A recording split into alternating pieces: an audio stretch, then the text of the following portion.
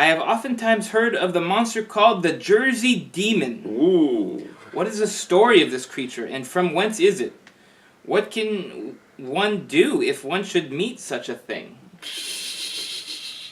Well, the Jersey Devil is another name for Governor Chris Christie. No, that. Can we not get political?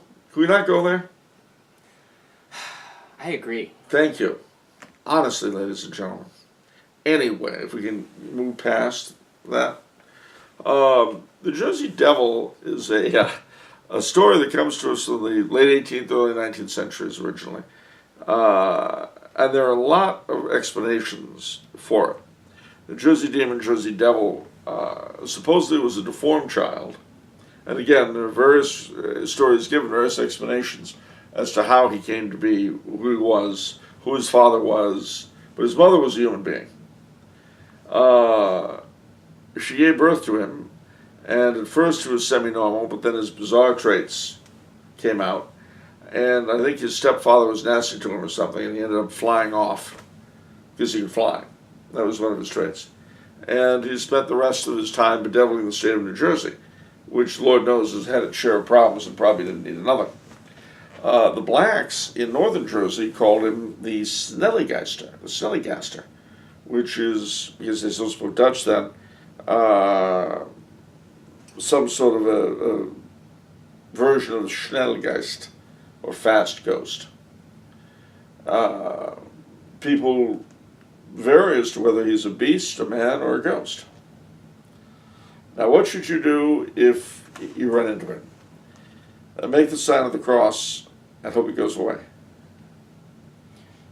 Gosh, well, it's interesting that it's a he and that it's a person, because there's a pretty sizable Wikipedia article on the Jersey Devil for all you interested. And this thing looks like a beast. It's got the head of a goat, body of a kangaroo, cloven hooves like a horse, and then wings like a bat. Mm-hmm. That's one version. Yeah, well... See, there are many versions of the Jersey Devil. Interesting. And which of them, if any of them are true, who knows? I don't. As I say, it's Governor Chris. No! Leave politics out of this. Isn't it interesting that the New Jersey hockey team, or the Devils... It's named after them. Named after... Yeah, isn't that interesting? It is. And there are a lot of stories, especially if we go into the Pine Barrens of New Jersey. That's in the southern part of the state. Oh. They have a lot of stories about him. Of course, the Pineys have a lot of stories about everything. Those are the people who live in the Pine Barrens, the Pineys. Okay.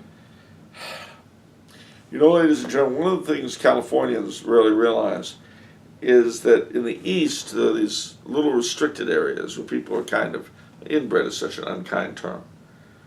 But suffice to say, somewhat remote areas where people retain stories and customs that the rest of us have lost. Sometimes for good reason. But at any rate, these are fascinating places, and I recommend the Pine Barrens. Although be careful, they've had poison ivy there, as thick as a man's arm. Can you imagine a big poison ivy stalk? Yeah, that would not be fun. No.